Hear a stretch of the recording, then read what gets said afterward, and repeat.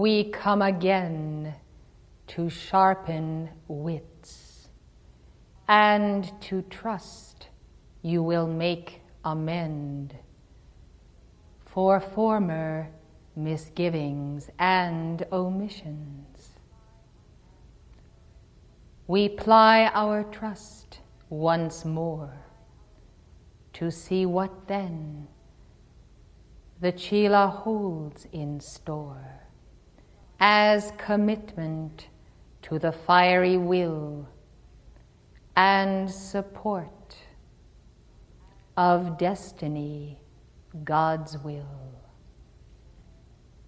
Measure for measure we stand. We assess the strength and will not commit to weakness or the disobedient ones.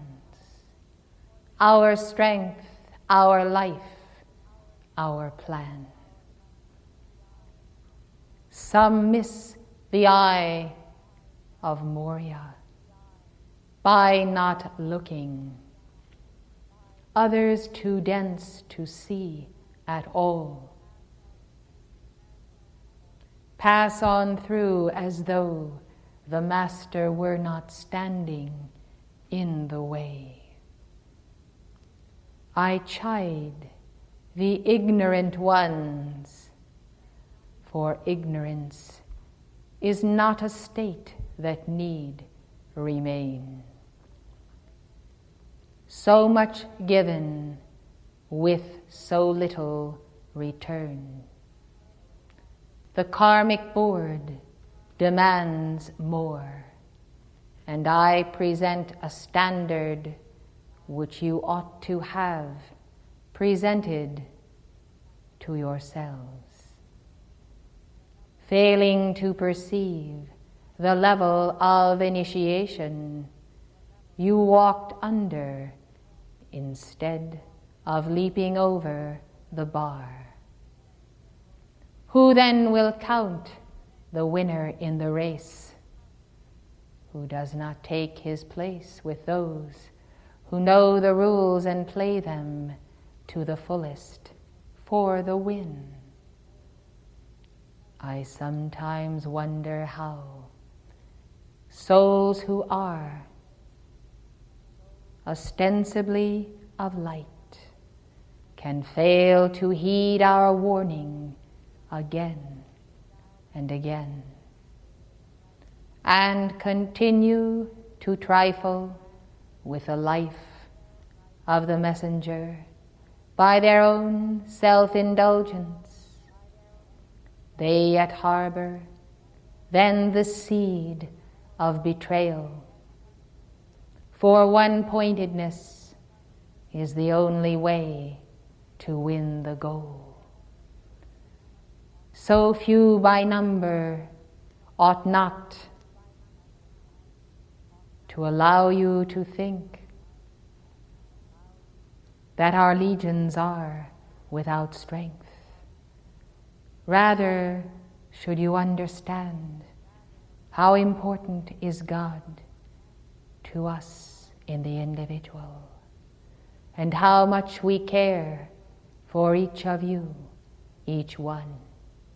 So much so that we have not filled our numbers with the masses, but rather chosen to give our undivided attention to the few. We expect the same return. Count for count, we expect direct attention and undivided devotion. The stakes are high, but it is not I that will suffer in the end. The stakes are high for your life and your victory. We have already played our own. So much knowledge. How many people have you contacted? How many have you cared to touch with our light? Is it here too that I find the mesmerism of death, the coating of the silent ones who ought to speak at least when spoken to, though they yet commit the sin of not initiating the word when the word ought to be spoken in the defense of life? Sometimes you wonder why you may suffer personal adversity. It is because with all our speaking we have not convinced you in one-pointedness in the way, and therefore some karma is allowed to fall, like the snow untimely in the east. New York, you say, is far away. I say not so far, only so far as vibration, and some yet contain the vibrations of the city Babylon the Great. I should think it would give you cause for concern. It gives me cause, and I am concerned that you fail to discern the jeopardy of your own soul. For that jeopardy in which you have placed your soul, beloved one, is by the subtle mode of selfishness and self-concern that without enlightened self-interest says, I will help me and mine, and someday it will pay off, and I will bring some gift to Moria. Someday will never come, I promise you that, for no grand dream was ever built upon a selfish scheme. Better to give what you have than to save and not give. For the rats will come and eat what you have stored away, and it will not be fresh in another day. Thank God the flow of life yet flows that you may give today, and do not count that it shall flow for evermore, that when it pleaseth you, you may take some small gift and give. To humble beggar that I am, or prince, or brother, or pilgrim, whoever is the Lord is deserving of your undying service and of a selflessness that will place Christ first and not any human person. Some have made me a human god, entertainment for an ego failing. Some have imaginary conversations with me in which I never speak, yet they hear all manner of my voicings of praise. Others do not hear when I speak, and though I speak loudly, they do not wake from their slumber. They do not know when I speak through the messenger, and therefore they disregard sometimes the sweetest or the most profound suggestion so gently laid before their fare that they could scarcely guess that Moria has passed their way. What for the messenger if there is no heeding of my presence? What for if to continually repeat the same old song. I will tell her to make a record, and then you can play it on your phonograph and hear the same admonishment each time you descend into your self-indulgence. Most likely you will tire of that record and not hear it anymore. It is sad to think that God becomes a broken record in the midst of his favorite chelas. But it has happened many times before. I suggest that you take not for granted the masters in your midst. I suggest that you review my dictations, for I have already said all that you need to hear. I am somewhat flabbergasted, to choose a gastric word, for in me something turns to see a chela of many years require the most basic instruction, the most fundamental rebuke, when the law is clear and plain. You know not what you waste. You know not that of which you deprive yourselves when you try us to the nth. And those of you who have eyes to see ought not to allow these self-indulgent ones to daily and continually present themselves to us before the messenger, and therefore, as the law requires, the Guru then must deal with simpletons. At least send the wisest among yourselves, if you would have the cup of wisdom filled with the deliberations of our council. When you are more concerned to show how much weight you have lost to the messenger than to praise the Lord and to be gracious in the presence of Uriel, you ought to depart for a season and hang your head in shame for such an outrage. You have not seen the messenger in years. Have you nothing else to say except see how much weight I have lost?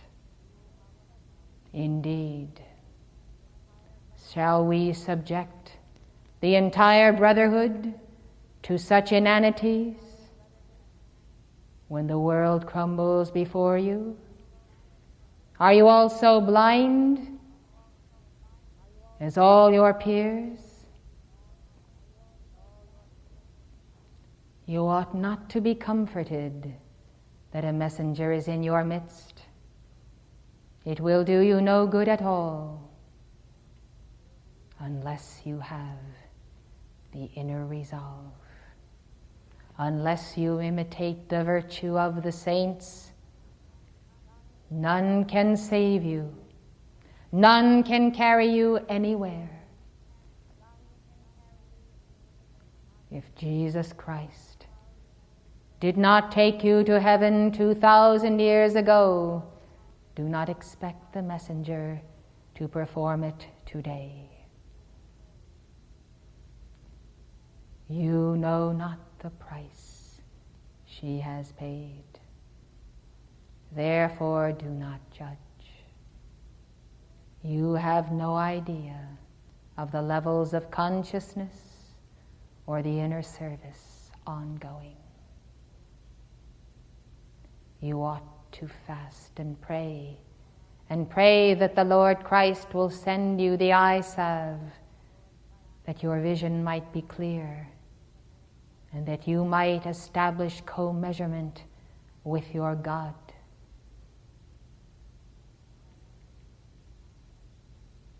Why are you so sure of your salvation? What have you done to sustain your oneness with Gautama, the Lord of the world? All of the invocations that the two witnesses have made for 10,000 years will not elevate you to your godhood. Notice that I do not exert, even in my ray, the normal thrust to reach you. My voice is sufficient, for I have spoken loudly enough. And you have not danced the dance of children, nor of Shiva, nor of the sage. But somehow I think you have received too much. Too much of Moria, too much of the constancy of our word and our message. In the same manner, some are entertained with their own self-immortality. Often the folly of youth, no concern that all things of this world pass away in due course. Blessed hearts, consider, the stakes are very high. The dangers are very great. Beyond this, we do not speak, for we have already spoken, and still you pipe your tunes, but we do not dance. Would to God that you should be as some devotees of the East, who in a lifetime may receive a single crumb from our table, and with this they make sacrifices unheard of, and their progress on the path is great, without any gift of violet flame or any vision of the ascension.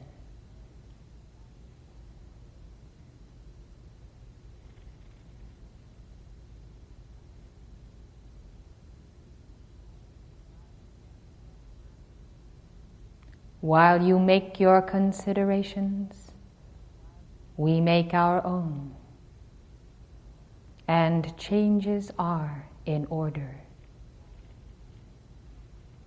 May you change for the better. I take my leave of you, that in the silence of your own temple you might discover my absence. And then perhaps seek me and find me as I truly am.